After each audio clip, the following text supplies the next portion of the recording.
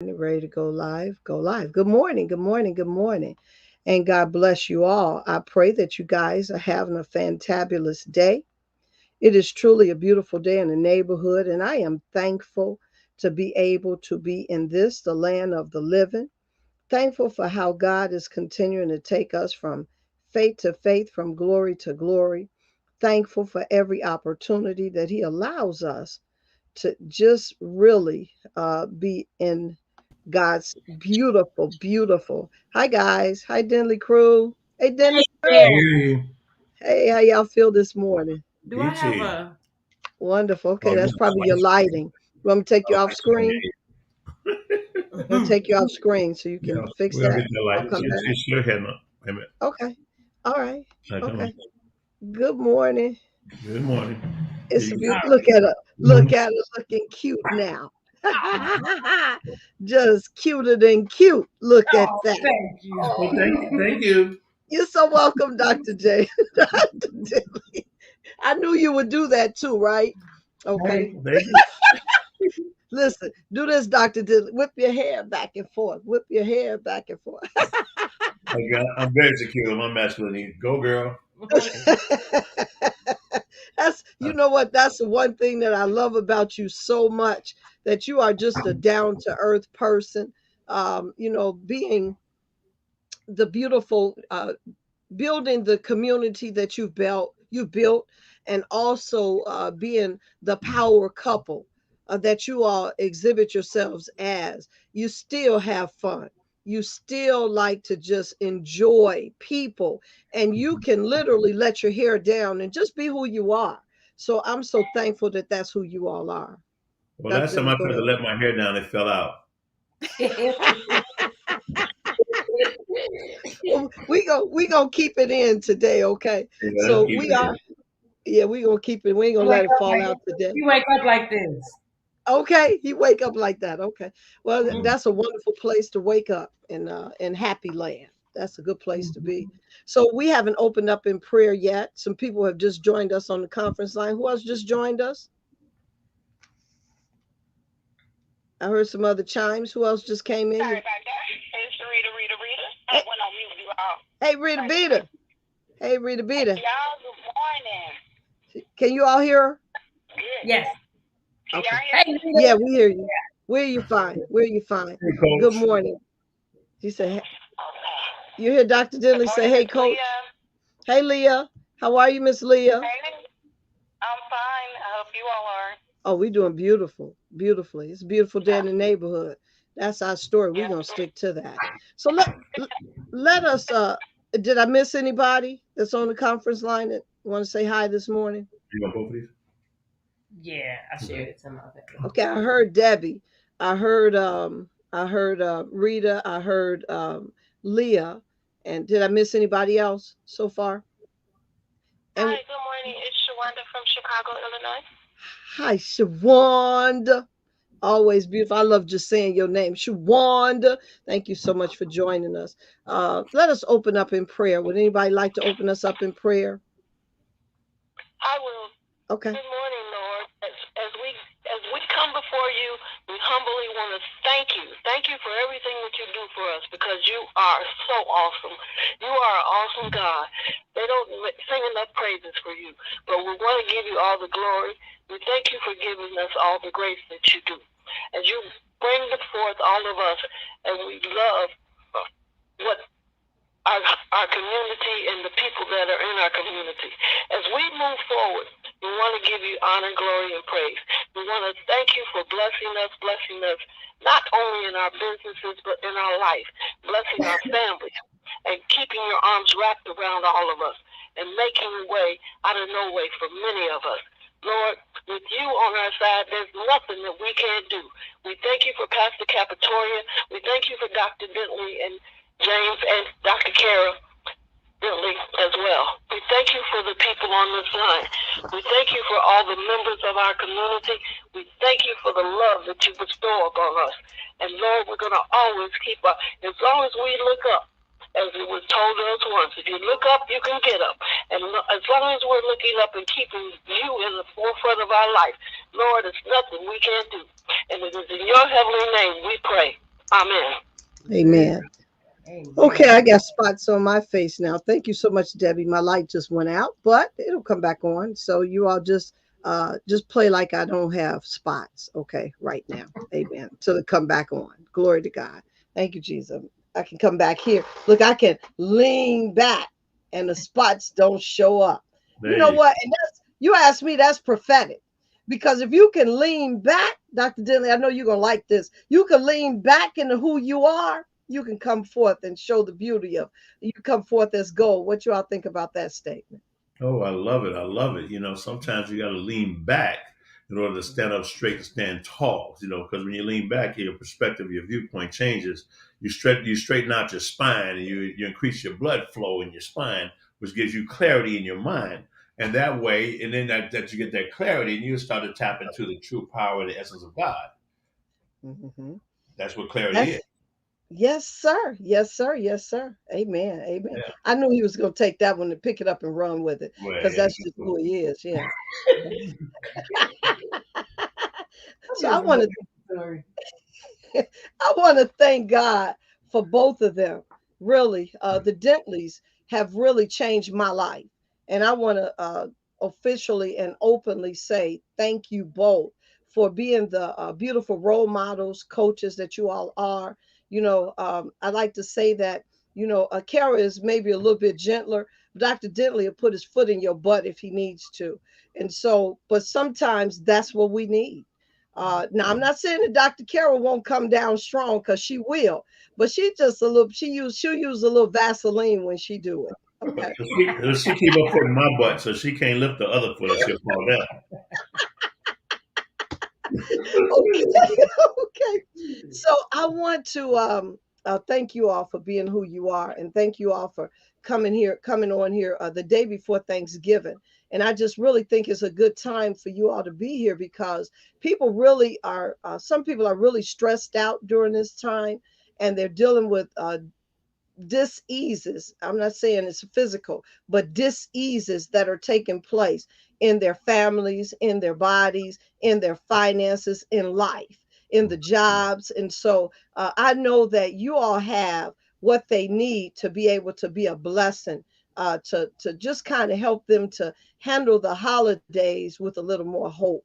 So I want to know. Tell me something about you all as far as your relationship is concerned. We're on the thank you, Dr. Kara, for the empowerment call. And the empowerment call is Tuesday through Friday at 8 a.m. And Dr. Kara created these empowerment calls really to empower you, the listener. So know that it's not about us. And Dr. James Dentley always tells us we're the director. We're not the main actor. It's not our show. We're only directing it. So this is not about us, but it's really about you, how we can be a blessing to you. And thank you so much for creating these calls, Dr. Kara Scott Dentley. Without these calls, people are finding their lifelines with these calls. So thank you for having the heart, the passion, the love to be able to do that. Really. You're Yeah. welcome. Thank you. Yeah. You're phenomenal. You're phenomenal. So in this section of the book, this is the me section. And so I was just reading it this morning, and it's about working on yourself. And as I was reading, I'm not going to read it, but as I was reading it, I recounted a story about a talent show that me and two other girls were in when I was a little kid. And as a little kid, as a little girl, I we practiced this talent show steps. We practiced these things so well that we walked as one. And when it came down to the talent show, they put the music on. We were doing the tryouts, and they put the music on, and the two girls did the same thing, and I did a different step. And so I was like, y'all wrong. I put my hands on my hip and I said, y'all doing it wrong. I remember this very clearly. And then I said, and I'm just gonna do it right. And I kept doing it right. And they did it wrong. Well, we were not even considered for that talent show, needless to say. But as I look back at that story, Dr. Dentley, it makes me think, if those two girls were doing the same steps and I was the only one doing something different, Wonder if it was them doing it wrong. And so I talk about the fact that in a relationship, that if that's your point of view, that it's always you're seeing everything right, you'll have the opportunity to be right with your right alone. So what do you all think about that, about just playing that blame game and pointing to the other person's fault? What do you all think about that? Huh? We were just talking about this yesterday. Not anything specific to us, but a lot of people are just in the world. In the world, like if you could look at it on a global scale, locally, from the nation, you have the so many people on polar opposites, but they all want to be right and they feel like they are right. And I have this one saying that I always say, that instead of trying to be right, just get it right for the good of the Mm, order of everybody involved. And sometimes that means leaning back to remove the spots to be able to see things that you can't otherwise see. And sometimes it all the time it takes wisdom to know when to do that. And you don't always have to have a say. There have been times when, where we'll have a conversation, and like you said, I'm in my dance step. I know that I'm right, but I don't have to make an argument about being right, because it's not going to make or break anything. It's just let time tell, and then you just let it be, because sometimes we push up against the grain and we create a rift in a relationship, whether it's in a marriage, a friendship, business relationship, and it's not even worth it. And when you look back, it's like that little small piece of whatever it is doesn't even matter. We get mhm. an echo. Oh, That's It's how. it's a small echo. Yeah, yeah. okay. I think when we talk, you might have to mute, and then it won't get the feedback. I've been here before. First of You all, don't Kevin, hear it anymore, though, right? You don't hear it anymore. no Talk a man, little. I no turned man. my speaker down. That's what it was. Go ahead. Sorry. Well, first Go and ahead. foremost, I'm honored just to be here. It's been a long time. We haven't got a chance to chat in a while, not only to you, but to many of the folks on your call. And then, yeah, I remember Kara did start the call, and you guys just took my conference line, but that's okay. I went and got another one because God is good. Y'all hijacked it for the good of the many outweighed the need of me. But I don't get what People thought they were right when they said the world was flat. Mm, People thought they were right when they said a black man can't play quarterback in the NFL. They thought they were right when they said that girls were limited, or a woman couldn't fly an airplane before Amelia Earhart, took to the sky. People always think they're right, and then someone shows them that they're not. So it's all in perspective. I believe that what you live, you learn. What you learn, you practice. What you practice, you become. When you see a certain thing and you believe you're right, then that's your truth. Just like if I'm wearing black, and in your culture you were raised to say this color is pink, then we'd have an argument, and we argue because I'm just saying I'm right, but that's black. But how do I know it's black? Because the teachers told me it's black. It's always been black. Well, who told the teacher? Well, I don't know. I guess her teacher, her mom. Who told them? I don't know. So when I look at being right, where does it really come from? And everybody is entitled, especially in this day and age, to have their perspective about how they see the world. And that's, to me, is okay, because I don't have that need to really be right. Mhm. Like Kara said, it's just really about getting it right. mhm. Okay. That kind of reminds me of that dress. I don't know if Yeah. you all remember that dress. Is some people saw gold and white, and some people saw blue and black, Mm-hmm. and it was the same Dress. dress. Yeah. And you can have two people sitting side by Yeah. side looking at the same image Right. and see two totally different Every things. perspective. Right. And people were upset about it, Right. arguing about it. Right. To me, it just let me know, like it was a reminder that you can see the same thing, hear the same thing, Yeah. and it be something totally different based on Yeah. perspective. It was something with, it wasn't even a lighting, because we could be under the Yeah. same lighting.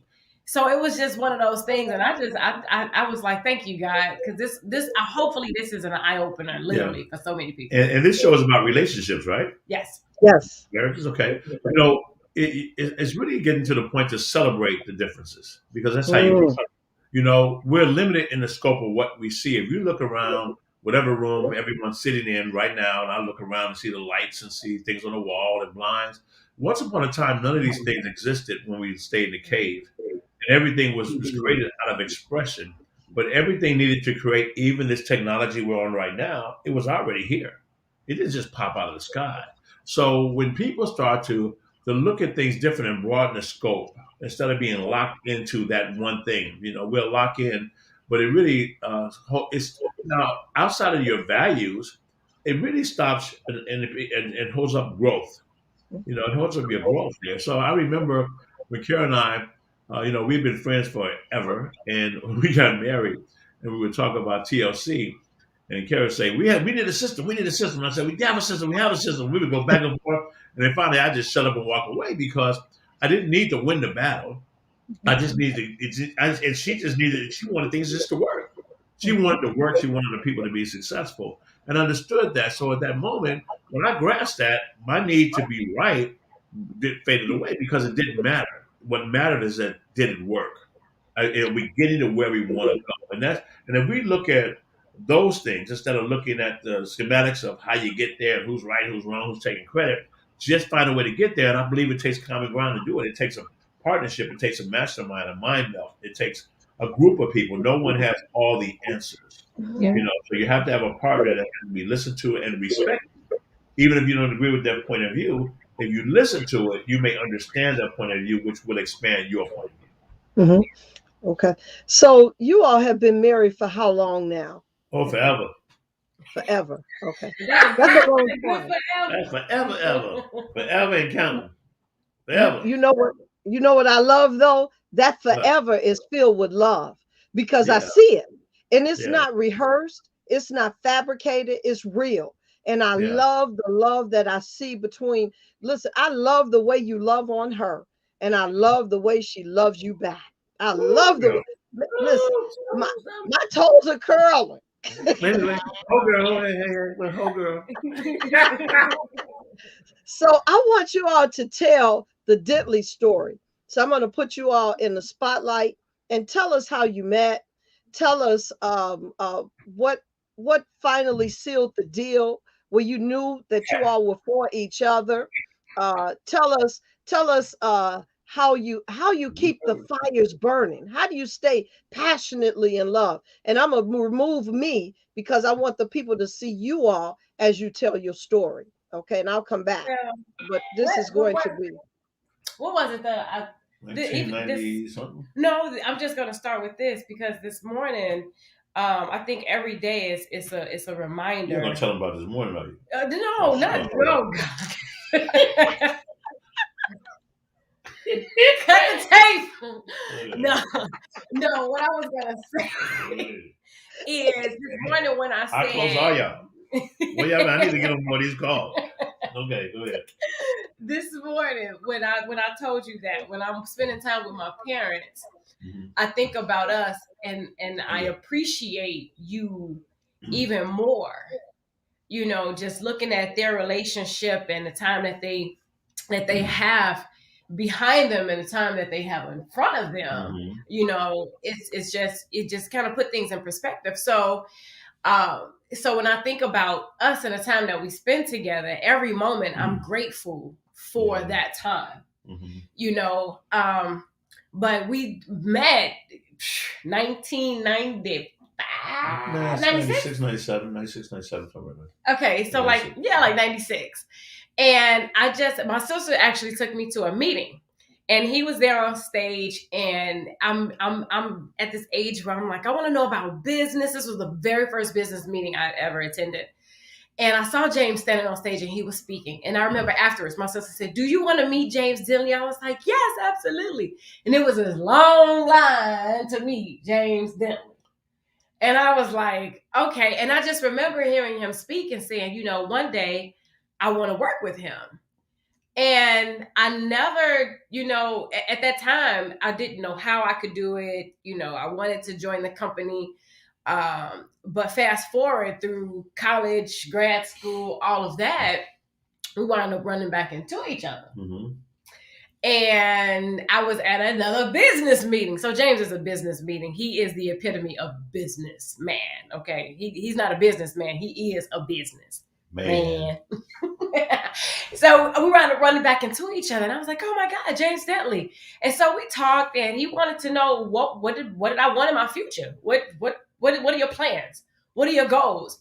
And I started talking about being a speaker, and I was working for the government at the time, and we just started talking on a regular basis, and we would do business meetings. Now, get this. We would do business meetings, all of this cool stuff, and we would just talk about life and just what mattered. I think that this is the piece that a lot of people miss, because he understood what mattered to me then.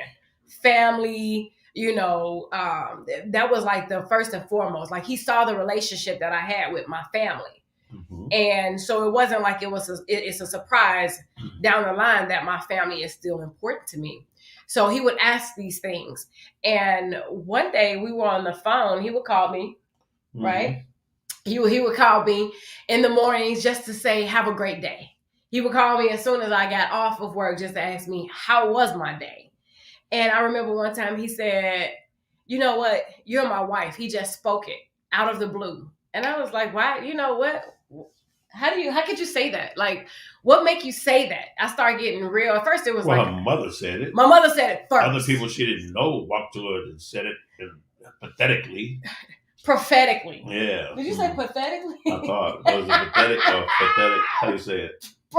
Prophetic. Okay, well, CVS, they don't teach you big words. They fix airplanes. Pathetically. I fix airplanes in high school. Pathetic means? No, pathetic means bad. Pathetic. Well, okay. They said it pathetic. Charge it to my head. Hey, not my heart. Scratch that part. Scratch that part. We have fun. I had to do it. I just had to call you on that. I'd be glad it was my turn to tell the story. I know. So let's fast forward. So my mom actually did say it. She was like, one day we're going to look up, we're going to be at dinner, and you and James are going to be sitting there talking about, we have an announcement. And I was like, Mom, why would you say something like that? It is not even like that. Like, because I would come home saying, James Dentley said this, and James Dentley said that, and James. And she just stopped me one day and said, y'all gonna get married.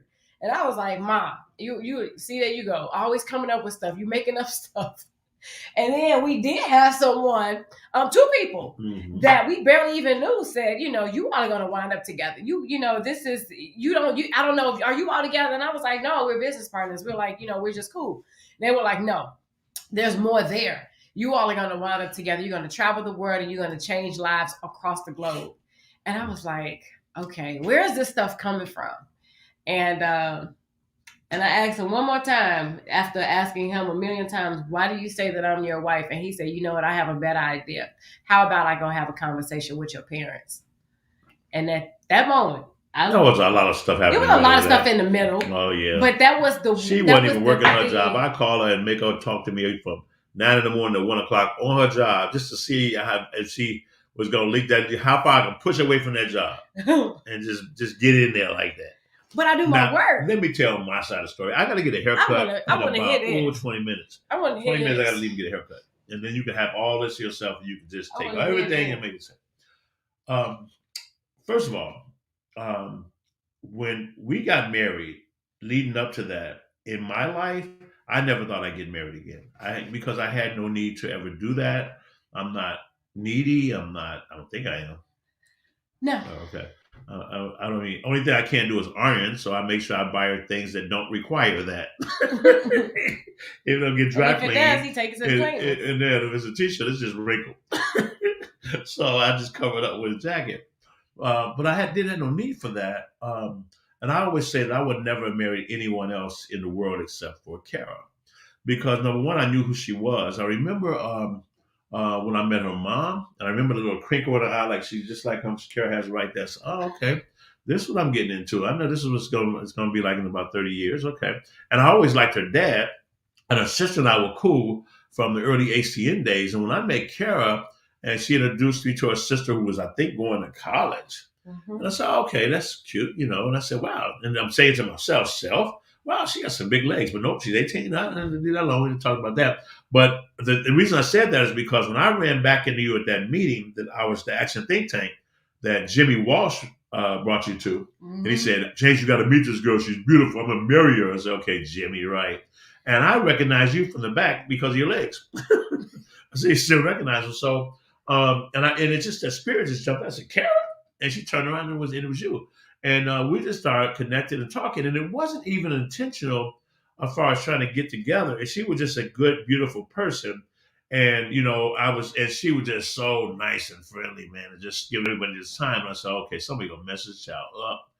And I remember we had an event at the Hilton, and my family was there. My mom was there. I told my sister was there. I said, yeah, she may not know it, but she likes me. And my sister said, well, that's obvious. That was a little extra confirmation. And I remember we went out for New Year's Eve real quick, and we were it's like our first official outing, so to speak, date outing. And I got out the car, and she wouldn't kiss me goodnight. And I said, okay, all right, that's fine. All right, that's cool. All right, that's now. I really got to go get it now. Now I really got to go in my Jedi handbook, my little Jedi bag, my little fetus the cat bag, put out my little dress. So I went straight to my mother's house. We had taken a picture.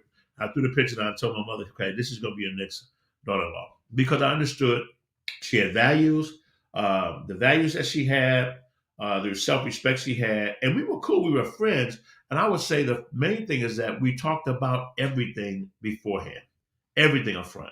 Nothing was left off the table, everything. And I think sometimes we tend to get relationships from I like her, I like him. And then we just go with this emotional tear without even knowing who you are and who that person really is and how that would fit together.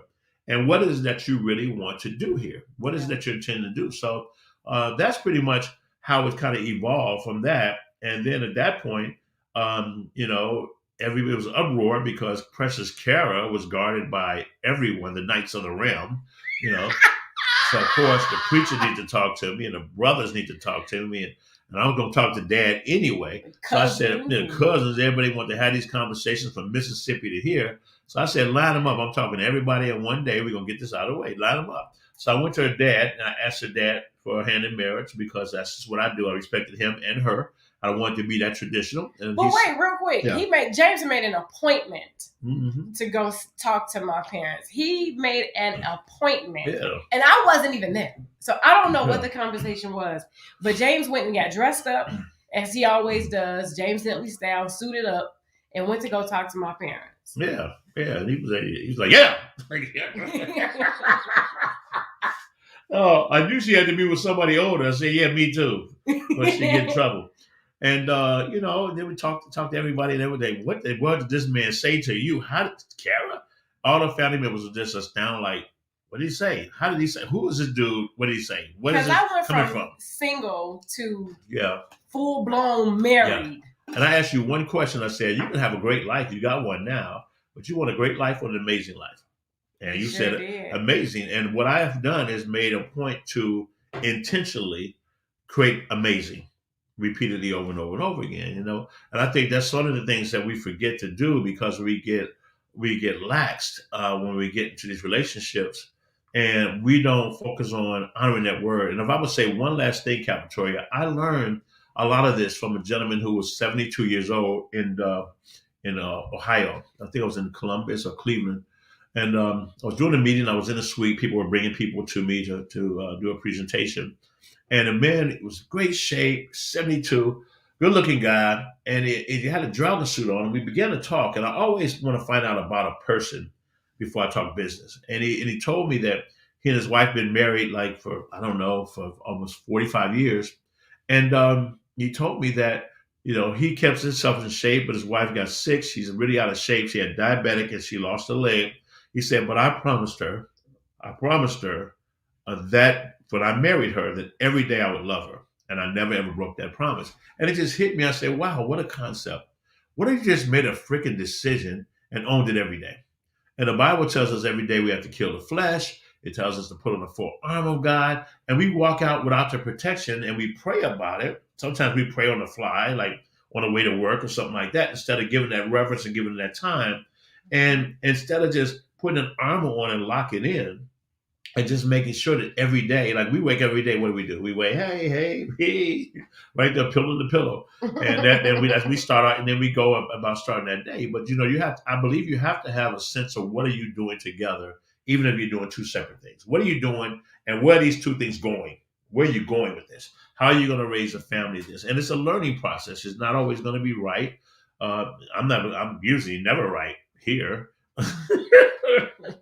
but I learn, and I like to learn, so I have no issue with that. It doesn't define me. I just okay, because I always look at the fact that she has my best interest at heart at all times. And she really does it. Not only says it, but she shows it every single day. She is who you guys see every single day. And it's just amazing for me. And I'm just really honored and blessed and thankful that I got to the point in my life where I can make a conscious decision every single day who I'm going to love, how I'm going to show up, and who I'm going to be. Sometimes I fall a little short, not much, a little bit, but then I bounce right back and I come back up. So that's what it is. Okay. Wait a minute. Here we go. Okay. Sorry. Okay. Sorry. Here I am. Okay. You know, I'm back. Dun, dun, dun, dun. what you James gonna Brown. make a sound? I heard some eggs flying back there. So it sounds like what you all are saying then is you all are establishing the mission of your marriage, your relationship. Yeah. You determine how you're taking your relationship forward, what's important day in and day out. So you all agree, because this is what I tell people: when you get married, you're not just marrying just because you just come together and procreate or just have a good time, but there's a mission to every marriage. Do you all agree with that? Absolutely. Yeah. Absolutely. I feel like I was honestly, I feel like I was assigned to James as his wife. Mm-hmm. I feel like that. And it took me a minute because I told him because of, And Lord knows I need help. and because of the work that he does, in his life, and the different responsibilities and roles that he carry, and he carry them. He doesn't just sign up for something and then dish it. I knew that I was, marrying all of him, like the complete him. So there are times when he may have to go on a trip. We don't take too many trips without each other, but I knew that there would be times where he would have to take trips. I knew that there may be times when I wouldn't get his undivided attention. So I understood that. So I did not go in as a diva. But best believe if I come in the room, he'll stop and say, "Do you need me?" But I know because of the work that he does is important. So there's some give and take. There's some understanding there that I don't feel like I have to be the center of attention, because I know that the work that he does is important, for not just him but for other people, and then what we do together, and all of it ties together. So I look at that. I'm getting the echo again. Yeah. And that's just like when you do your book and you go into your sanctuary room. Just give her space, leave her there. When she's tired, she wants to go to sleep and get some rest. Let rest. It's okay. We can fend for ourselves. We can make it happen. We can get through. So it's just really about respecting each other's space and being secure in yourself. And I think a lot of times we have to get there, because what I found, Capitoria, is that we start getting our emotions involved, and we think a certain thing or feel a certain thing is going on, and we will create a storyline and just let it run amok, instead of either addressing it, or like I learned years ago, and I used to teach this, is what you're feeling real, or is just a feeling, and how to separate how you feel from what you know to be true. Right. Because I've been in situations, I'm sure many people have, where you felt like you were not loved or you weren't getting attention, but it was really just a feeling. You were just feeling something based upon an instant, without. That's what it's. I said it right. Okay. Ooh, Jesus, that's good. Somebody went to college around here. I have an honourary doctorate degree, PhD, public high school degree, CVS. Don't have high expectations of me, but we're really funny with a great personalities over here. We're bright on another level. So what was I saying before I got silly? Instance. Oh, no, that's fair. Yeah. So.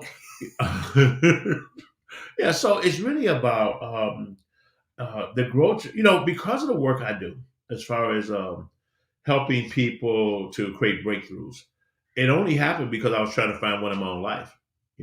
I couldn't give somebody something I didn't experience. And when I experienced it, if I shared it, it helped me hold it, if that makes sense. So I immerse myself in those things. I understand that, when you want to make decisions and you want to achieve certain things in life, it may not come when you want it. But it's just like the song says, we used to sing in church, he may not come when you want it, but he's always there on time. Because sometimes we have to be rooted. We know what we want, but we don't know what's best for us. So sometimes we have to be like that caterpillar that's in the cocoon. Before you get the cocoon, man, all you want to do is find a tree to hide so a bird won't get you. Nobody won't step on you. You're not very attractive. Nobody wants to say, look at the beautiful caterpillar. You can't move fast. You're just there. And now you're wrapped up and enclosed once again after birth. But that cocoon is necessary to become a butterfly because the caterpillar has no conception of what a butterfly is. They don't know. In other words, the caterpillar cannot know what it can be and what it's destined to be. And I look at all of us the same exact way, just like a seed in the ground. The seed doesn't know it can be a rose or it be a flower. It can't know that. It's just a seed in the ground, the dark soil. And nobody wants to be there, but just like Shadrach, Meshach, and Abednego, just like Christ who said, take this cup from me. Oh Lord, I don't want this. Okay, but it had to go. And how did it really work out for all of us for eternity? And I believe that as Jesus said, the things I do, you shall do also. Is that if we learn to tap in, that we can create magnificent things, and it's needed today. It's needed today more than ever. And I want to say one last thing because we had this conversation today. I think that people look at money as being the big thing that kind of holds most people back. Most people can solve most of their issues if they get money as an issue out of the way. And you look at Elon Musk, who's now worth $300 billion. So how do you do that? And why does he always say it? Always said it's never been about the money. He never ever chased the money. He just chased greatness to be able to make a world different than what it was. Seeing what's happening to this world, how do I make it different? Not talking about and putting energy into what's wrong, but how can we make it better? And just using that imagination, getting moving from the poverty of imagination to possibility and where God lives.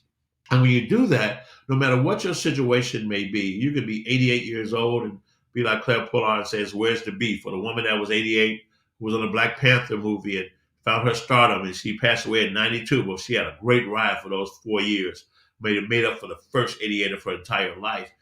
So you look at these things, I just want to inspire people to choose love, because when you choose love, love is very smooth. It flows. It's not harsh. It doesn't deal with the pettiness of life itself. When you choose to love, not to be loved, but to love. Because if you learn to love everybody, if you just say that, then the way you show up in the lives of people would be pretty consistent. And then you realize, wow, if I can love everybody, then I don't have a lack of it. So where's it coming from? Where's it really originate from? Now you can share it. And it's always good when it comes together the right way. But if you choose that, because if you don't do that, no matter how much love comes your way, you won't be able to appreciate it, to accept it. You won't be able to bask in it. You won't be able to sit still in a tub of love and be okay in that. You won't be restless. And the things you want, they'll come to you. You'll do that by just having a higher goal of what you want to create. And those things and everything else will work itself out. But it's a growth journey, and you got to be like that caterpillar. You're going to be at that cocoon for a little bit because you got to go to a different world. It's a gateway you got to go through. And that gateway is not always comfortable. Sometimes it's dark, but you have to stay there because that's what faith is all about in the first place. Yeah. Well said. Yeah, thank you. You guys have both paved very prominent paths for yourselves individually. Yeah. And when you come together, can you all hear me okay? Mm-hmm. And when you come together, it's very expansive. It just really looks good. And a lot of people admire you for that, but don't see themselves going to that height. What do you say to the person who thinks, well, even like you just talked about Elon Musk. Elon Musk is worth so much money, but he said money was not what he was after. What do you say to the person or the people that look at you and say, I'll never get there. I could never reach the height that they reach. I mean, let me add this. When you all walk into a room of celebrities, the spotlight leaves the celebrity and comes on you all. How do you do that? Ooh, let me go first since I got to leave. Yeah. Okay. Um, whew, you know, I'll say this: when I was a kid, and my mom worked at a grocery store, and myself and my three sisters, I just wanted to play. I wanted, like boys, I wanted to create. I wanted to climb everything and jump everything and risk my life every day without even knowing the realities that I'm risking and hanging on the outside of a third story building. So I was always a person that was a creator and an adventurous person. And I always had a work ethic because my mom couldn't afford to do things. So if I wanted things, I would go out and make it happen. And I would give money to my mom. I would give money to my sisters. And for me, I remember being really shy. I remember that I had a big problem with acne. I remember one time my eye had an eye infection and they wanted to give me an eye transplant. My mother was going to give me an eye, and the kids called me Dead Eye Joe. I had to put a patch on. I couldn't even look at the sun in the summertime. I couldn't even come out to the evening. I remember when I had a blood infection, and even though I was a martial artist for 13 years in great shape, I was in pain every day for a year and could not go from 15 steps without falling down in pain. And the pain never, ever left. I went to sleep in pain. I remember that. I remember the challenges I've had in marriages and the ones that didn't work out. I remember the challenges I had in addiction and calling my own intervention. I remember those things. So, and I say that because, look, man, when I walk into a room, I just learned to surrender and be in God's grace. And still, it's still something I still work on, but I learned to surrender in that and to walk in the certainty of through all the things I've been through is what I've come through. And with that, it gives me great confidence that I'm prepared to overcome the next thing. Like when I went through cancer, I went through sarcoidosis, I was on prednisone. All those things that happened, I wouldn't wish any of those things on any person, but everyone has to walk their own walk and carry their own cross. So when you make that statement, when I walk in a room and when we walk in a room, it's a frequency because I understand what is possible. And my mother raised us in the church and we understood, I understand who God is, I understand God's grace. So I can walk in that and fluid and be authentic and just be me. And I think a lot of times we try to go through our lives trying to discover who we are or what's wrong with me or why can't this happen or what's wrong with everybody else around me. Because if something wrong with everybody else around you, there's something wrong with you. Okay. So, but ultimately there's nothing wrong with you at all. It's just where your mindset is at. And when you shift that, and you have the audacity to dream and believe that something more is there for you, for your family, that you can be more, you can be better, then it's a journey you have to go on. And in that journey, it will strengthen you. And in that journey, it would emit a radiance of energy from you that people will see. And I don't know why that is that people see it and say it about me and they say it about us all the time. It's just that Kara operates in the pureness of intention of love and generosity. Like when she sees a person she wants to hug, so she's going to hug them. She's going to greet them properly. She's going to extend herself and listen to people. Most people just want to be heard. So when you're giving of yourself, allow a person to be heard, or if you're giving of yourself to challenge a person to become greater or better. I think that's what it's all about. And because I don't think we are not. Well, let's say this: we're not afraid to be vulnerable and to go out there and do what's necessary and to take the risk trying to help another. And if it doesn't work out, God continues to bless and replenish. And when you understand that, you know there's no lack, there's no shortage, there's only abundance. And Kara knows that I have three words I say anytime something's in front of us that we want to acquire. I got three words: make more money. Now I don't say how we're going to make it, but this is the intention: make more. If money's going to solve it, make more money. Not I can't afford it. No, that's three. I can't afford it. No, make more money. Okay. And how do you make more money? Create more value. How do you create more value? Learn more stuff. Put it on you. Learn it. Get around the people who are doers and givers in the world. And you learn and you expand with that. And I think that's really precious. And Kara helps show it up because everybody I meet kind of likes me, but they love her. And then eventually they'll love me too. So I just kind of ride with it sometimes. We Like, do I love. go get a haircut. You got to come back. We got to do this another time, okay? You cut my Well, time she can short. hold it down until I come back because she can hold I it down. got She it. can speak to me I know she can. And if she say Okay. anything that doesn't sound like it's me, Carol, just don't, Carol, I'm not believing that. Oh, help me now. Don't let me get in trouble out here. While I'm getting walk out this door. It's all good. I'm perfect. In my imperfection. I see you like you thank, guys. Love you thank guys. you. Happy Thanksgiving to each and every one of you guys. Capital, I love you. I'm proud of you. Thank Congratulations you. on your book. There's more in you. I can't wait for you to get a show on JD3 TV. That's it. Because I told you when you were in speaker camp, boy, when you start acting out that Spangooly thing's creature, oh my God. You have a way to teach that She does. that can anchor a message inside of a person through storytelling, and that's powerful. And she loves Thank you me. so much, Dr. Dentley. Thank you All so right. much. Love you guys. Hey, Okay, Bookie. love you too. Happy Thanksgiving. You got it. Okay, Dr. K. All right, Dr. K. now the truth can come out. There you Yeah, go. None yeah, of yeah, yeah. Yeah, yeah. We can really talk There you now, go. right? You know what? I love how you said, Dr. K. You said, I matter of fact, I just want you to tell the story. You talked about how you used to be in high school. And I'm refreshing your memory, but I don't want to tell the story. I want you to tell it. How you used to be in high school, but how you shifted because you knew about your mate that was coming. Do you remember the story? Yes, absolutely, absolutely. Um, I just remember, I love the book that Paul Blanchard, is it Paul or the dad, one of the Blanchards, wrote about the observer's chair. And I would be in this observer's chair for myself, and then at the world, just observing the world. And James actually had a part in this because I was around a lot of people who were, I mean, from the hood, and they were my age, and we were doing hood stuff.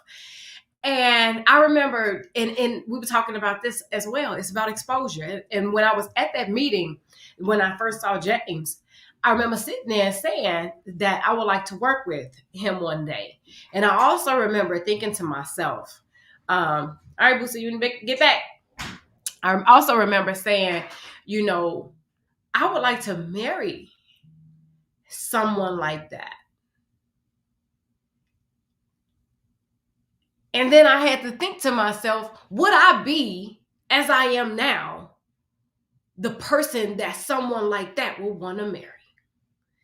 And I started listing different things mentally about his attributes and who he was and his stature and the way he stood and how he commanded a room and the respect that people had for him. And it wasn't so much that I was doing this for him per se. I did not know that I was being prepared for that man in particular. But I started to say, well, if I want to marry a man like that, what type of woman do I need to be? Not that I was becoming something that I wasn't. I was bringing out my better self. And I said, well, who do I need to be? And I was like, all of this hardcore, it has to go because, in observation of my parents, and my mom, she carries a big stick and she carries her own weight. But I would observe them. And I would hear little things that my dad would say. See, this is important for people. If you see someone who you admire their relationship, get around them. Hear some of the things that they say. I would sit on the couch with my dad and we would watch television and I would hear different things that he would say about, women wearing a whole bunch of makeup. He says no need for that. Not a whole lot of words, but I hear you, Daddy. I hear you. There's no need for all of that. And then how women would be on different shows and snapping and I ain't on it and all of this. And he said, there's no need for all of that. Okay. Taking notes. No need for all of that. So when I'm looking at my dad and then I start saying, I want to be with a man like that, I start putting all of this stuff together.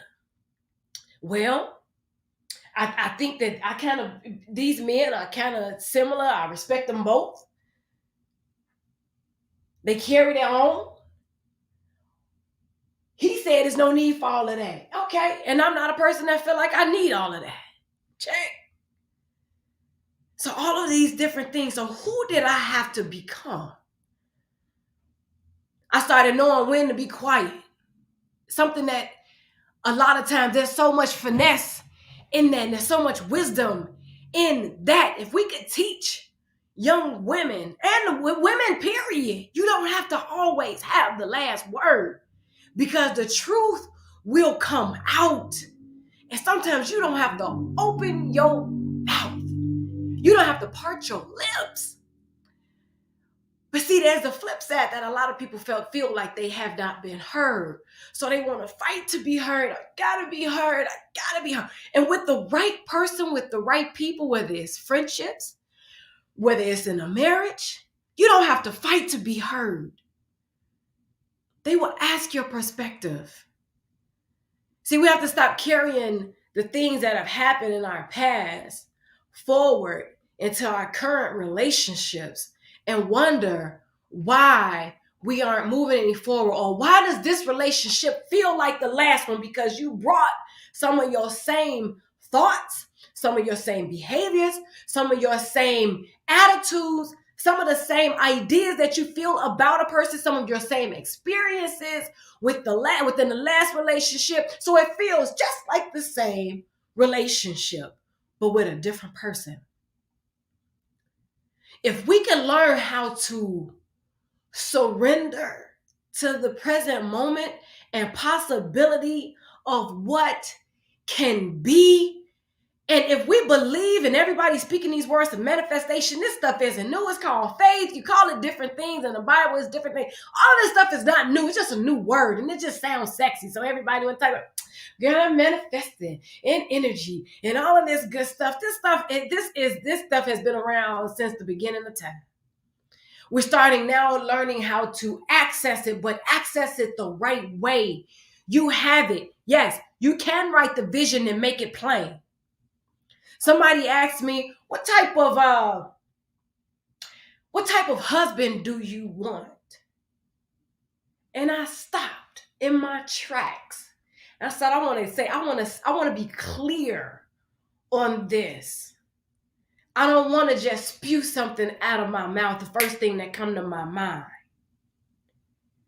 And I remember exactly what I said. I said somebody who is cool, that I can have fun with, that I can enjoy their presence, and somebody I can build a legacy with. Now, rewind. That wasn't what I always said. So we grow. Allow yourself to grow.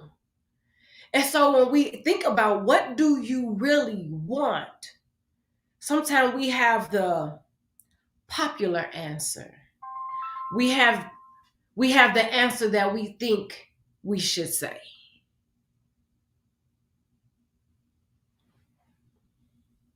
I said no. When James first asked me to marry him, I had to pause for a minute. I couldn't just give him a yes. And he said, what is it? You don't want to marry me? I said, it's not even that. I said, because I need to be clear that I am ready and willing to marry and take on all of what these, when I say I do, that I understand everything that I'm saying I do too. When I say till death do us part, I want to foresee, I want to pray about it. I want it to be in my spirit of whatever could happen between now and then, and I still surrender and say, I do. I want us to be able to say I do now before things start coming at me. And I'm like when James had to get hip surgery, he didn't want to be a burden. And I told him, I signed up for this. So if you need me to go get you a glass of water, I'm getting you a glass of water. If you need me to go, whatever it is that you need, baby, what you need? What do you need? But of course, he's old school. He didn't want to be a burden. I'm like, it's not a burden. I signed up for this. So when we're looking at all of these different things, yes, we can speak those things that be not as though they were. And that includes what we expect in a relationship, in a marriage. I see people want to get married based off what they see other people do, and not even in person. They're looking at what's happening on social media, and they're like, I want to be in a relationship so bad. But when you get married, it's not only about you. I want to be careful not to say that it's not about you, because it is about you. Because you have your life to live. But it's not only about you. But when you marry someone else that sees the same thing and says that they come to the table with the same attitude and say, it's not only about me. And they're looking at you and saying, what can I do to make this thing even better? And you're both on the same page. You would like compete to try to make things better. You're like, I said it first. No, I said it first. I love you. No, I love you. Like you want it. It's like it's non-stop. Versus I've seen people go to bats to see who could tear down the other one first. You know, who could get the last word to get the leg up. I'm like, no, we're in a partnership. Like the things that we do now together will leave an impact when we are long gone. I am clear on that. And so when people are married, when they're having children, the people that you have children with, the things that you do with and for those children that you are raising, you're leaving behind a legacy, whether you are declaring it or not. I saw something posted the other day and it took the wind out of me. And it said, make sure that you are healed before you become a parent, so that your children do not have to heal from you being their parent. What? I think that goes for any relationship. Make sure that you are healed before you get in a relationship or in a marriage, so that your spouse does not have to heal because they were married to you. Wow. Wow. Man,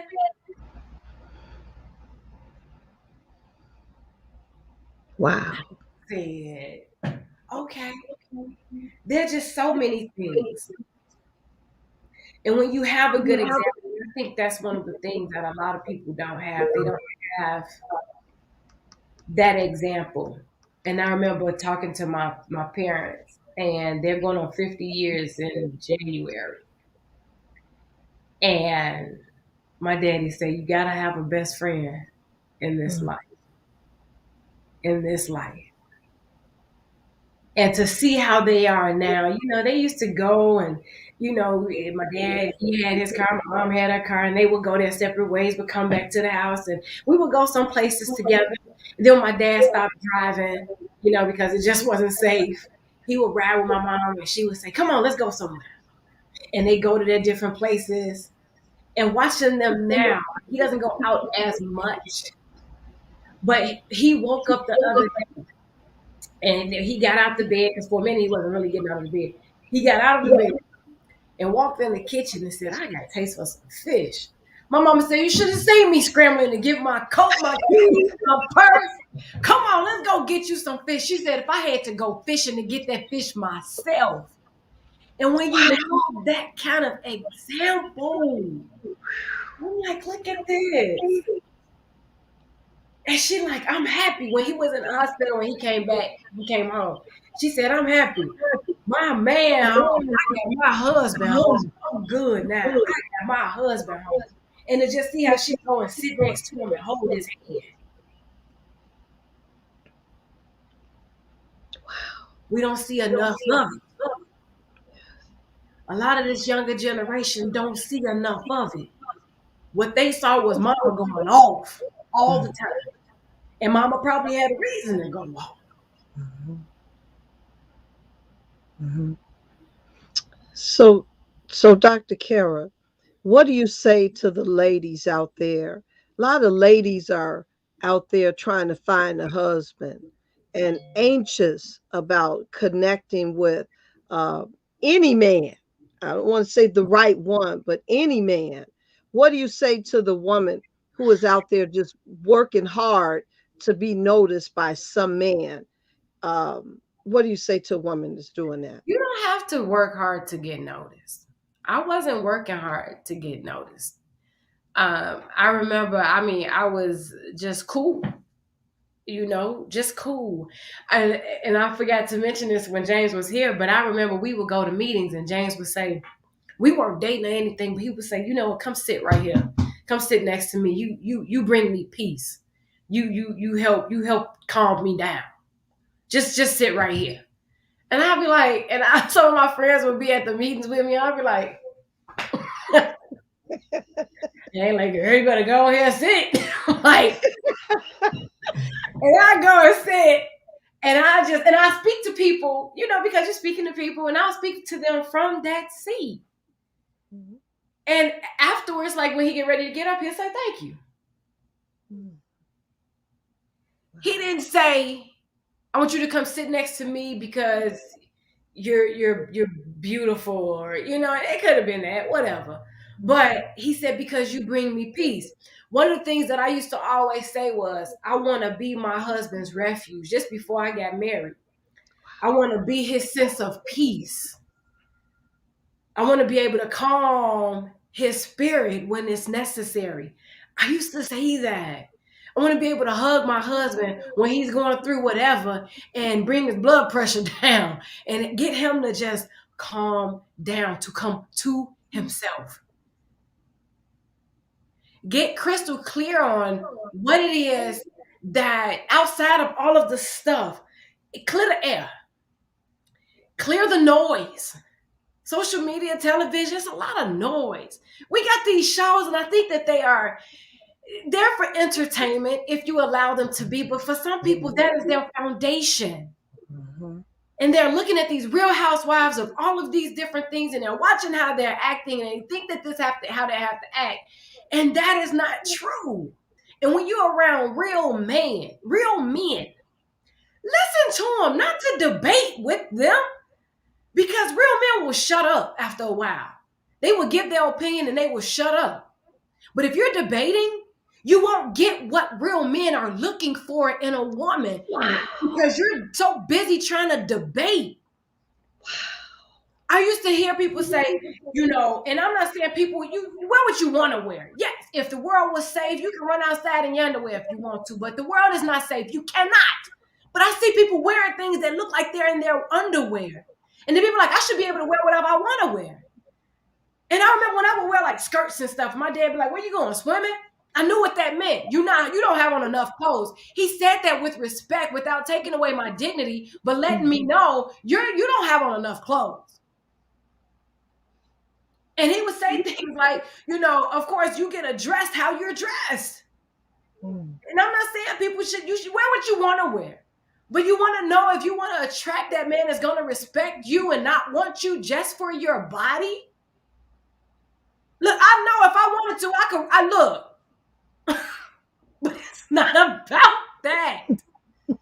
Just because you lose weight and you looking fine, you don't have to go out here and show the world. Mm-hmm. You could be fully clothed and killing it. Mm-hmm. Bomb.com. Looking good.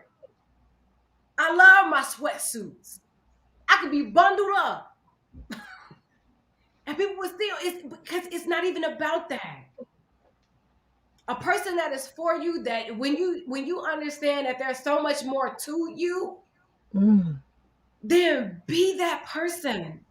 Show up as that person. People have eyes.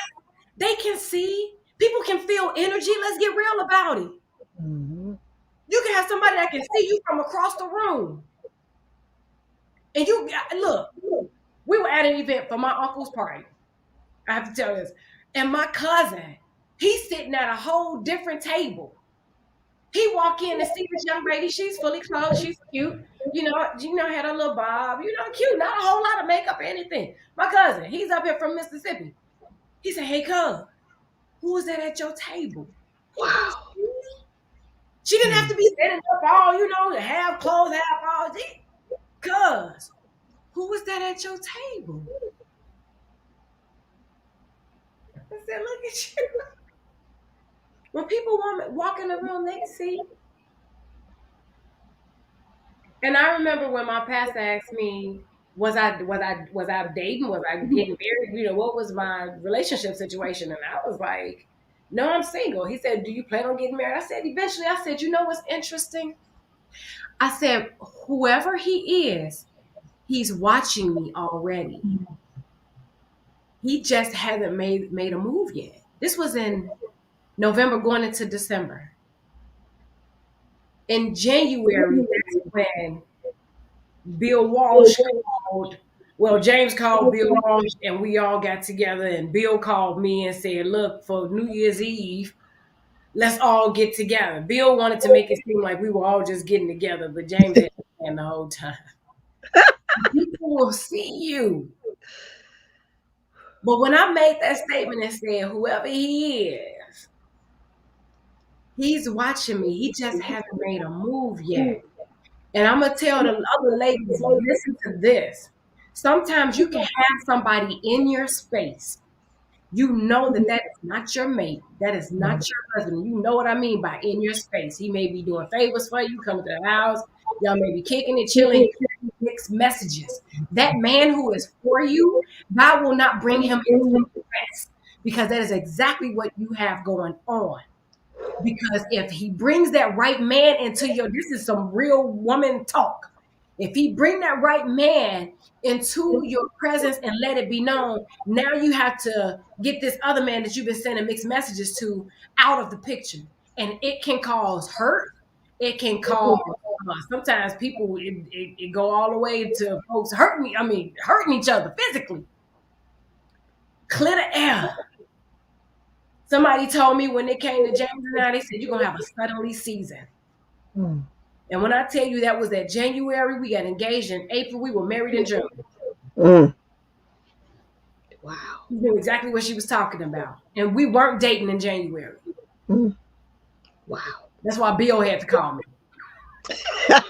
When James called me out, I'm like, this is not a date. You hear he said when he got out the car, I was like, you have to clear your space. You have to make room for what you are calling into, what you are asking God to call into your life.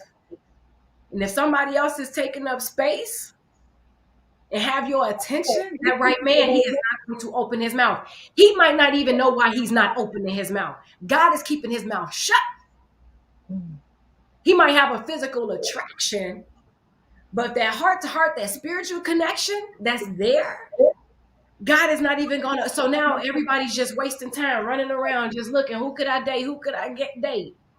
No, let God send that right person. And it's not for the woman to look for the man, because even in the Bible, it says, he who finds a wife finds a good thing. And it doesn't say that when he finds her, she becomes a wife. When it says that he who finds a wife, that means she's already wife material. You're already doing things like mentally as a wife. I'm not talking about running around here cooking and cleaning. That's not what I'm saying. Have the ability, true. But mentally, you're marriage material that you have already healed so that your mate will not have to heal because they were married to you. Dr. Kara, what do you say? I know we're far spending time, but this is just good. So, anybody have any questions on the conference line that And want to people ask a have to question? go, but I'm Okay. I'm free. Because people Okay. they need the information, so I'm This whatever. is good. This is good. But what you're talking about is the same thing that happened with me with my husband. I wasn't looking for a husband when my husband found me. That's As a it. matter of fact, I was trying to help him become attached to somebody else. But I didn't know that he was watching me. And it turned out we ended up together. And it was not my intention. I was just trying to really work on myself and get me together. And he was watching me getting me together, and he liked what he saw. So That's it it. wasn't a job that I had to do. I didn't have to do no work to get him. He came for me. That's So it. what do you say to the women that are saying, and I've heard a lot of women say this, Dr. K, I'm looking for a rich man. What do you say to them? Watch what you wish for. Because Cause you could get. I mean, look, you have and nothing against ball players. You have some in their right mind and some that suffer from concussions and all types of things, and they become abusive because they have these different illnesses, unfortunately, that they suffer with. And I'm seeing women suing men because they being physically abusive. Now they got money, they have plenty of it, but they're abusive. So you could easily, and it's not even about. I mean, because you could. I mean, it's a plenty of rich men out there. I mean, if that's it, they're out there. You know, you might find that he got a whole nother household somewhere, or a few. You know, so be careful of what you wish for. I wanted somebody. I was clear that I wanted to build a legacy with him. That's what I wanted. I wanted to be a helpmate, somebody that we can do some things together. You know, there was so many other moving parts, but just to lay it down and say, you know, I just want a rich man. You know, what do you bring to the table? Because I tell you, the way that rich men think, I be around a lot of them. You better make sure that they heart in the right place. Because some of them become narcissistic. This is not my husband. Well, many of them can be narcissistic because it's their way, because they only think their way works, because their way has only been the way that it worked. So many times you're in a relationship with somebody that's all about the money, and you go and say, you know, my heart is broken or something, I don't know. And they're like, what does that have to do with a check? What, you know, so be careful of what you wish for. If you want to become a contributor to that, because there are some great rich men, wealthy men that want to be with someone who bring them peace. That's Because I good. see people like, you know, James and I, it's not a judgment, but like, I would have never seen that with different couples that we know. Oh, I wouldn't have never, okay, you know. And it's because you see that this person helps to bring that person peace. You can see it. They enjoy one another's company. And it's like, okay, that's what it is. So sometimes people think, oh, I need to go and get this surgery, you know, and it's not even, I'm not saying you should or shouldn't get the surgery because people get surgery for different reasons, but they're feeling like, I'm going to get that rich man. I'm going to go to the basketball games. I'm going to go to the football games. And man, I know I have friends that have done that and married pro ball players, and now they're divorced and they regret it and they had to rebuild from scratch. Wow. So people are people, rich or poor. People are people. And the thing is, who are you and how are you showing up? You know, and the right person, because look at Elon Musk. He's super duper busy. My husband is busy, but Elon sleeps at his, you know, facilities. And he even broke down one time, because I'm sure most people are here, if you say, would you marry Elon Musk? They're like, yeah. If you just want somebody who's provide money. But he even said it shouldn't be right for a person to work this hard. He got ready to break. And he said, he got ready to cry. And he said, you know, can we go on break? Wow. And he was just like, it's a lot. So sometimes people are very wealthy and never mentally, physically, emotionally available. Wow. So many things to take into consideration when it comes to when people make those flat statements. And I get it. People want a life of luxury, but you can build it to that point. Like when James and I got married, I told him, you know, I have a stock portfolio, all of that, because there's an expectation. I want to be available to my family. So I do the events and all of that, but I have a whole nest egg that's building. Wow. So that I can still be available, because I don't want to be that mom that's not available to go to my son's games because I'm all over the world. And I'm saying, well, he'll be appreciative of the life that I'm building for him. I want to be present for the soccer games, soccer practices. When he come home with a hanging lip because somebody said something at school. Be clear on what matters and how much is enough. Mm. Wow. How much is enough? I had a conversation with a family member yesterday, actually, and I told my family member, sometimes you have to bend so that you don't break the relationship. Oh yeah, absolutely. Hmm. Flexibility is definitely it's I mean, that's the beauty, but you want to be flexible with somebody that's being flexible with you right back. You know, you going and you okay, girl, we can do a dance.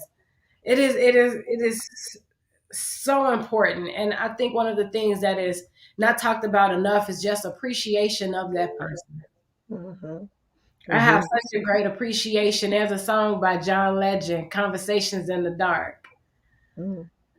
And it say, I don't want you to change at all. Don't change for me. I love you just the way you are. The only thing you owe me is love back. Hmm. Wow. And that when I hear that song, of course I love it, and I think about my husband, but I also think about my friends. Hmm. I don't want you to change for me. Friendships are organic too. And the way you are in any relationship is probably the way you are in every relationship. Hmm. So when a man who sees someone that they want to get involved with, they see how you respond and how you interact with your friends. And if you ready to go ahead and snapping on friends, and I just had a fight with this friend, they're like, you might have a fight with me. Hmm. Are so clear, crystal clear on what they want Wow. in love and relationship. I mean, we can overcomplicate it, right? We could, I'm in my feelings today. Man, if they want something, they go after it with everything. And I mean that includes cars, that includes watching the game, that includes their relationship. If they want you, you couldn't stop them if you tried. So if you're in a relationship with somebody and you constantly going back and forth talking about what are we doing? Are we gonna be together? I've had this before. I've been that girl. Well, what are we doing? Are we gonna be together? Like, would you tell me something like, you cool? And I'm like, what does that mean? We're cool. Like, life is passing us by. What are we doing? And if you're in that situation, it's been 2, 3, 4 years, you're just waiting on something better to come along. Woo! Woo! That's a hard, cold truth, Dr. K. He waiting for somebody else, something better to come along while you're calling yourself giving all Right? of you, And and not he's better than and not better than you, but better right for him. Because for him. nobody's better than you. Yes, But he's that's looking good. for something better for himself. Yes. So I've had to walk out of relationships. Like I just had to pick my feet up and say, this is not working. Let me dry these tears. The faster I get over this, the faster Mr. Right can come find me. Let me get to making sure I keep myself together, eating right, doing things intentionally to be happy, to be happy. Not for somebody else to make me happy, but to be happy. I said that 3 times on purpose. To be happy. Because some people are waiting on somebody else. If I were married, I would be happy. I wouldn't even be feeling like this. Wow. Once you be happy, you have folks that will be like, I just want to be around you. They'll be Hmm. saying, come sit right here because you bring me peace. I love that. So for the person, male or female, that is having struggles in a relationship and just can't really be themselves and are pining for somebody who doesn't seem to do anything with them but take from them. What's your advice? The sooner, I mean, if you don't like it, if it's feeling stressful and it feels like you are fighting an uphill battle, life shouldn't be like that. Um, and I wouldn't necessarily say that it's always the other person. Sometimes it's our interpretation of what's happening. If it's a marriage, I would say seek counseling. If it's a relationship, you can still seek counseling in a relationship because you want clarity. Um, but you have to be mindful of who you get that counseling from. Mm. That's important. But sometimes we wind up in these situations that are repetitive, and it's not necessarily the other person all the time. Sometimes it's us. Like I know somebody who say, this person won't listen to me. And then they wind up breaking up out of that relationship. And then the next person, this person won't listen to me. What's wrong with these people? And this is a guy. And I'm like, well, first of all, what are you trying to get them to listen to and how? Like, and what? Why is it so important? Like, why do you feel it so necessary to be heard? Are you listening to them too? Like, what is going on? Like, is sometimes people bring that what they need to be healed from a child, saying that I wasn't heard as a kid.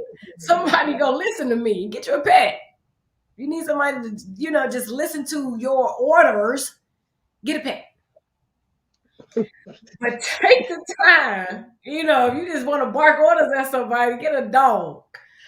But being able to see and say, is there anything that I'm doing? Because, the real change is with self. As we know, those of us who are in personal development, that's always, everybody should be in personal development. Is there something that I can do differently, not to make this person love me more, but to just make me a better person? Mm. Wow, That that's should be our good. pursuit every day. Just how can I just be a better person? And you see it a lot with people who marry their best friends or marry somebody that they knew from way back when, because there's a friendship there. There's an established understanding and appreciation. When you start just really appreciating people, there's no expectation, just appreciation. There's no need for anybody else to provide anything. You don't feel like you're lacking. Start with that self healing. Mm. Start with the Wow. self healing. Look in the mirror and say, is this something that I'm still dealing with that I haven't released from my last relationship or from Wow. childhood? Wow. That's pretty good. That's very, very good. Very, very good. Any questions on the conference line? You're free to ask questions. Okay. All right. Well, I tell you, you killing it. And we admire you so much. Let Thank me you. ask this last question then. Why TLC?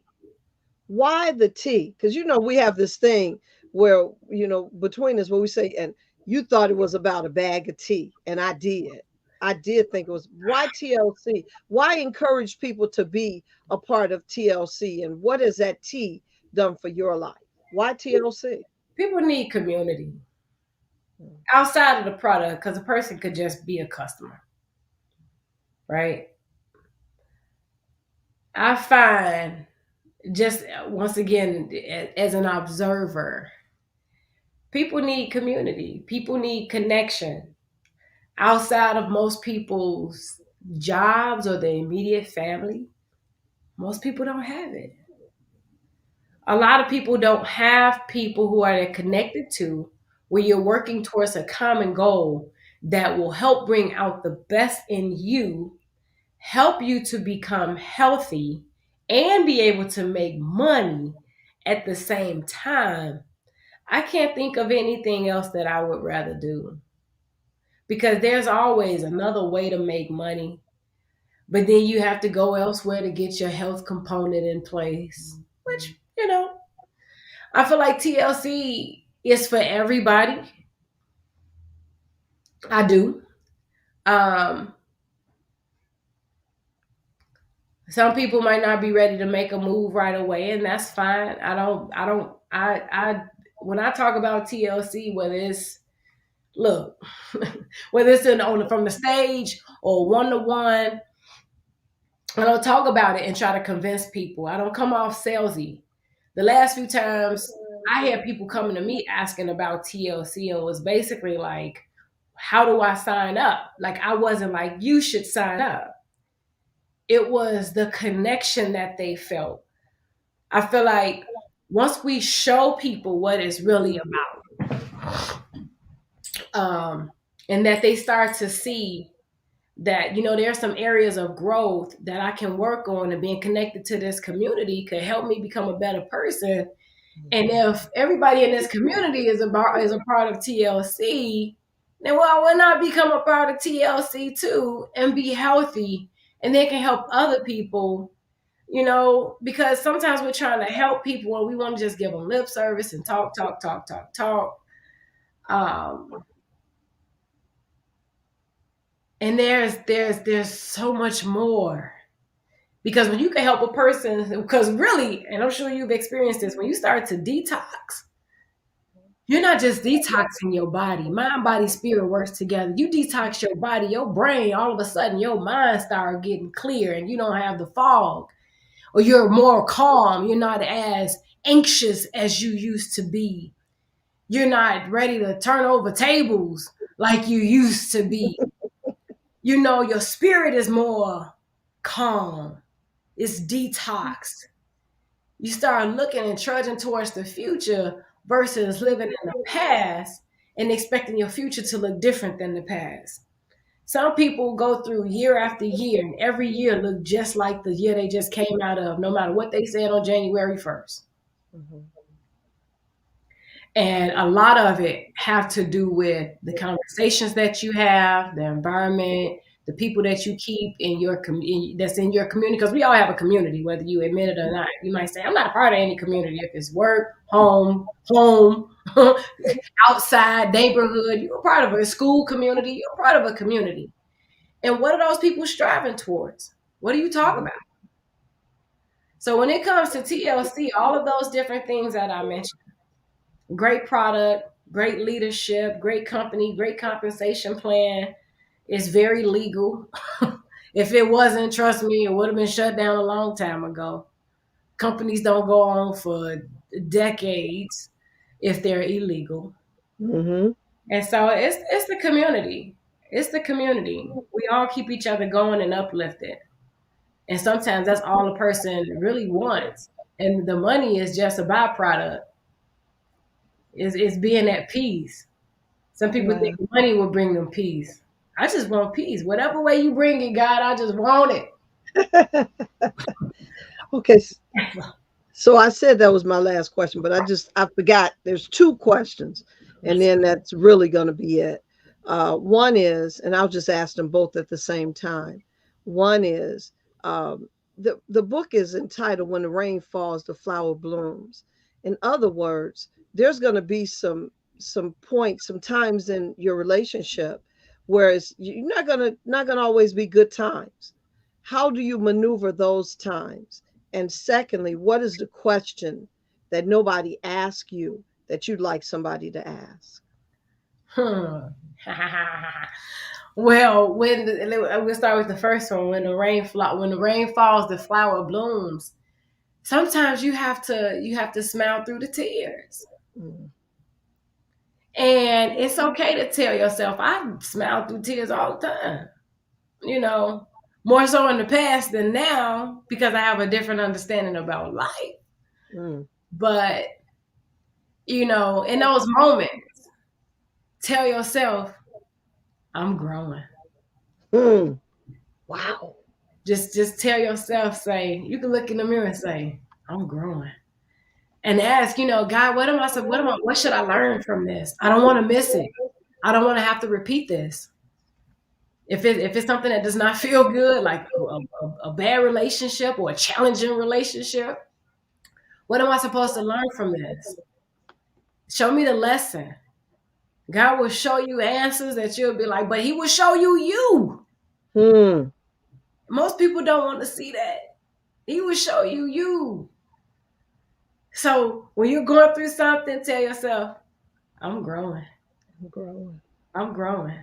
That's So that's what powerful. I think about when the rain falls, the flower blooms. Because when the rain falls, that's what you need. The seed is there, it's germinating. You can't see it underground, but before you know anything, spring comes, and all of a sudden we have all of these blossoms. They didn't just come; they had to germinate. They had the stems. You start to see the little buds stick up out of the ground, and then you start to see little petals and leaves, and then you see a full blown flower. All of a sudden, it's been working to that point all the time. So that's what we're doing all the time. We're growing all the time. Allow it. Surrender. And just tell yourself, even in this, I'm growing. I'm growing. I'm Wow. growing. Wow. Wow. Okay. And then you said the And the question last. people will want somebody to ask me.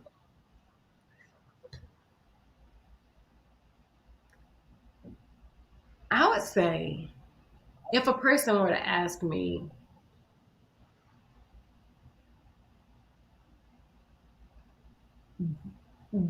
shoot, what do I think is all about? Like, well, what's the point of it all? What's the point of it all? Wow. Because I see when people are anxious or they have anxiety or they want to change somebody, they're looking at their children saying, I wish you were different, do it like this. I often think, what if instead of all the things that we're chasing, what we are seeking is right now? Hmm. Think about that. It's already unfolding. It's right now. It's whatever we're doing, because whatever we're doing, we're choosing in that moment. What if, like when I was on the ranch and we're writing goals and 30, 60, 90-day plans, I'm thinking to myself, what if the whole point of coming here wasn't for that, but just to be there Mm-hmm. for the experience Mm-hmm. with those people at that time? It had nothing to do with a 30, 60, 90-day plan, vision boards and all. It had nothing to do with that. But every day was just what it was. And the gratitude of just being there. Just, I think we miss so much by trying to plan so far into the future. And we forget about just being present. Just, I'm right here. I'm with whoever, family, friends, kids, whatever. Thanksgiving is coming up. I pray that people will just be present.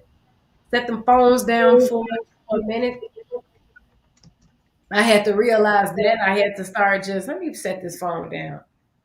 Cause go over my parents before we moved them and before I came to that revelation. Boy, I would have that phone in my hand and I just be pecking away, looking all on it and scrolling, and I'm laughing. And parents sitting there looking at me like, "We want to laugh. What are you laughing at?" And I had to get to a place where I'm like, let me just be present. If I bring something up, I'm showing them both. Look at this. It's not. I'm here to visit y'all. I don't want to miss these moments. Mm. We miss too many moments. And that's one of the things, if a person just say, what is it all for? Enjoy the moment. Be present. Enjoy. Let it all unfold. Be organic in your relationships, your conversations. You know, when you start to watch older people, more senior people, how they just take their time with their choice of words. When they go and take a walk, they walk and they look at the sky and look at the trees. Just appreciation when they hug. I'm talking about people that really feel it from their soul. They hug deeply. Because what if that's the last time you're going to hug that person? Mm. Right. Right. Wow. It's all about now. Wow. That's powerful. When my husband was close to his demise date that I didn't know, he was leaving. I remember him saying to me, and he had he had resistance to antibiotics, so you had to have the mask and the gown on. And he said to me when I walked in the room, he said, "I just need a hug." And so I went over there with no mask, no gown, and I just hugged him because that's what he needed. And I'm so glad he said that, because during that time, the hugs were not as often as they had been in our relationship when he was in the hospital. But sometimes, people just need a hug. And you're so right. I didn't know that that would literally be the last hug I would get with him. But it was. So you don't ever know when that time, you don't have the time to just really be present. So enjoy the moment. I love that, Dr. K. Love it, love it, love it. You Yeah. are phenomenal. You know I love you. Thank You you. know I love you. I thank you. I thank your husband for you all taking the time out to be with us. We got to do a girl talk, because I We think, do. yeah, girls need to just sit down and not public, not on display, but Mhm. just to come into a Zoom and just do girl talk, because Let's I do think it. ladies need that. Yeah, let's set that up. Let's set, and Let's you and Dr. Dentley got to come back. You got to come back and do this again. It was good. Not absolutely. enough time. Not enough time. But thank you so much for all you did, for all you imparted, for your love, for your grace. One of the reasons I love you so much is because I love what you project. It is not just, again, it's not fabricated, it's real. You are who you are. And you don't try to become what you're not. And you're so down to earth, so loving. And you teach. And I love the way you teach, because a lot of times you teach through a graceful examples. You don't teach through, as many of us grew up with a stern hand. You teach because you're getting a whipping, or you teaching because you did something wrong. But you will take a wrong situation and teach a beautiful lesson so well that people will embrace what you're saying and make the correction without being broken. So you teach Mhm. with grace and you don't break. I like that. You teach with grace and you don't break. I'm Ooh, saying you don't break people when you teach. And I love that about you. So thank you so much. And your husband as well. Just the wisdom that comes from the two of you all, and the wisdom that's displayed between the two of you all is just absolutely phenomenal. So thank you so much for taking the time to be on. Listen, your empowerment call that you blessed us to be able to work through. So thank you, and thank you for these empowerment calls. And thank you for all that you added uh, to um, to us today. You just you know mic drop, icing on the cake, Kara. You just phenomenal woman. Thank you for being who you are and helping us to be better as we continue the journey of life. So you all have heard it as Dr. Kara Scott Dentley and Dr. James Dentley. I know you all enjoyed it, because I'm like, okay, we gotta unplug, but I don't want to unplug uh, because it's so good. It's so good, and it can be better. But I wow. am going to add that actually I will be signing books. Those that want to get books this weekend, this Saturday, November 27th, from 12 p.m. to 5 p.m. at 664 Hirsch Avenue in Calumet City, Illinois. And that is Kev and Net's Catering and Fall Pop Up. So I haven't really announced it, but I will be there, and I'll have some books on hand as well as some TLC products, because we will have TLC on the table. Yes, because why? We love TLC. And I'll have books that I can sign your books, autograph your books. If you want to buy a book from me, please join me there. That's Calumet City, Illinois. Again, 664 Hirsch Avenue, Calumet City, Illinois, Saturday, November 27th, 12 p.m. to 5 p.m. I'll be there with When the Rain Falls, the Flower Blooms. Dr. K, what do you think about the book? And then if you want to do affirmations, or just send a word of healing or health for the holiday, and that's it. We're done. You know what? Thank you for this platform. Thank you for so many things. Thank you for who you are, for showing up the way that you show up. Thank you for your sense of humor. Thank you for the music. Thank you for the song and dance. And thank you for completing the book, because that book is so necessary. And then it's something about completion where you could check the box and say, I did it, I got it out. Because people and for generations will be able to benefit from the messages and the stories that you put in the book. So thank you. And for bringing it to the platform. for people to glean information from it, and telling real life stories about how this applies. Because so many times people are shouted at information and they're like, well, what's the practicum? Like, how do I apply this? Like, I don't even see this in my life, or how to apply this in my life. But you have real life stories. So thank you so much for that. And as far as a last word, man, look, if people would take more time to not judge. We'll be around a lot of people this week, whether it's people that you know or people that you don't know. If you know that the very breath that you breathe and the fact that you're breathing is that because God is breathing it into you. God is not only breathing it into you, he's breathing it into everybody. And if you see other people to be a representation of the love of God, you would treat people like that. Mm. So many people have defenses. They're operating through pain. And so it's easy to judge. The analysts on television, everybody have an opinion and they're judging and everybody think that they're right. But I personally just feel like love is the answer. Mm. I mean, it sounds so mundane, but it's true. Because if you try to make sure that not so much that you find love, but that you give love, because it's already in us. God is love. If you give it, you'll be amazed at how many people will give it back. That's like a law.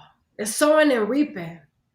But you have people with this tit for tat. This person did this to me and did that to me. And so when you're around people this week, look at these people as being another piece of God.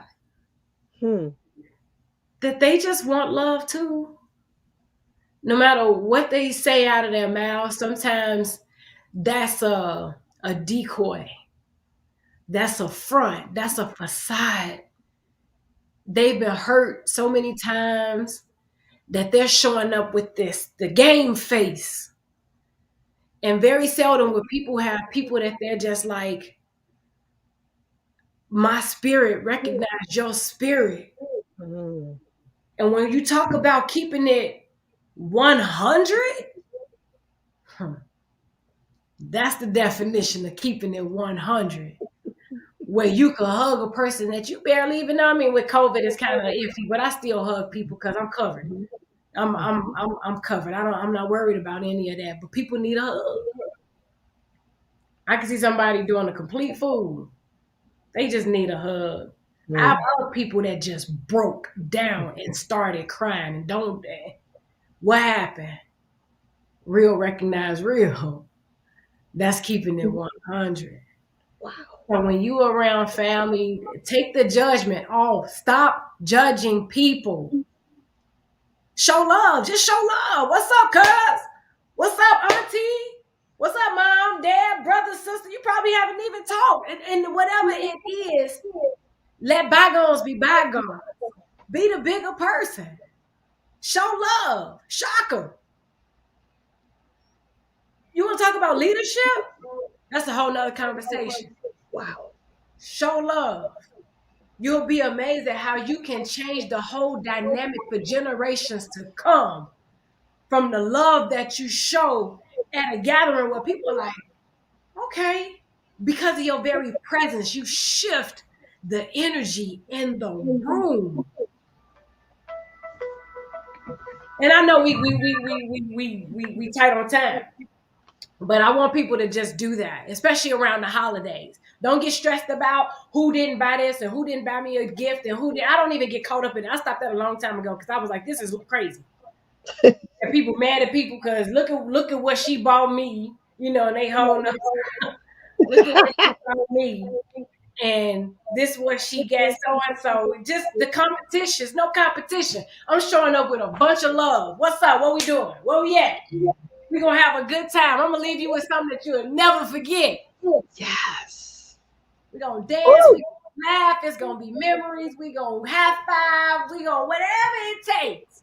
When we leave, we not even gonna want to leave each other. That was Mhm. good. We had Mhm. fun. Man, I just love y'all. That's what matters. All of that other stuff, man, whatever happened. Sometimes I wish God could just erase people's history and memory of what have hurt them so they can move forward. Forget it. Forget that. Allow it to grow you. Allow it to give you a lesson. And that's it. Because I could go on and on and on. But show love, no judgment, no competition. Man, walk in the room where people like, I'm so glad you're here.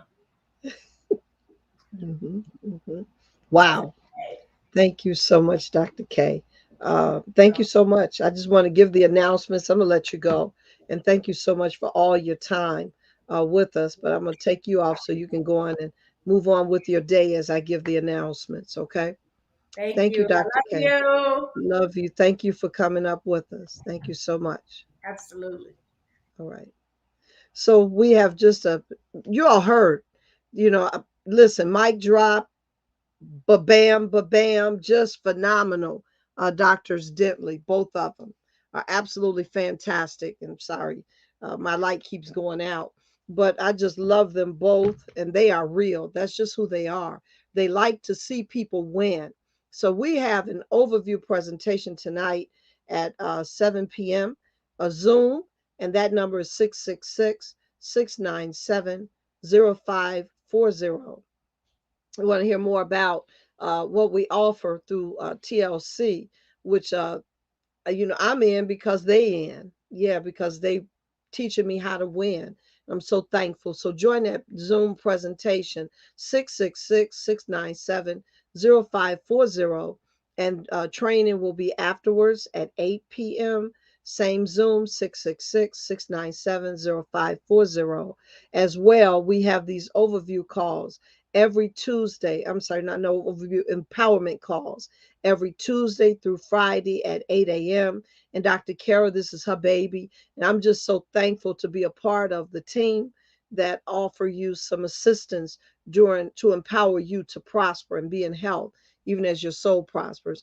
That phone number to dial in is 302-202-1110. And the PIN is 713-799. And again, that call is happening every Tuesday through Friday. So tomorrow we'll have a Thankful Thursday with Real Talk Rita at 8 a.m.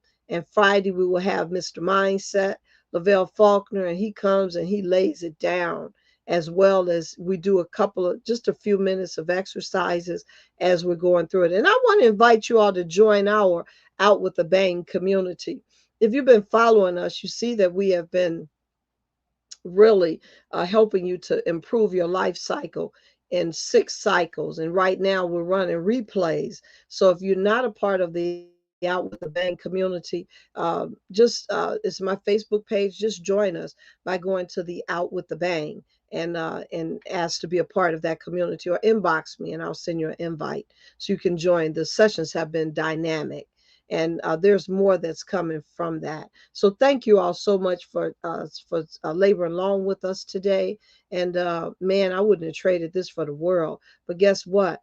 They're coming back, and not only are they coming back, we're going to be bringing other couples in to talk to you about when the rain falls, the flower blooms. I pray that God's riches and best are yours. And if I could say it this way, may the Lord God bless you and keep you. May he make his face to shine upon you and be gracious unto you. May the Lord God lift up his countenance upon you and grant you his peace. You heard Dr. K. I don't think you can put better icing on the cake. And it's 4 letters, LOVE. It's all about love. So give it and watch it come back to you. It always returns 100-fold. God bless you. Have a wonderful day, and thanks for joining us. Bye bye.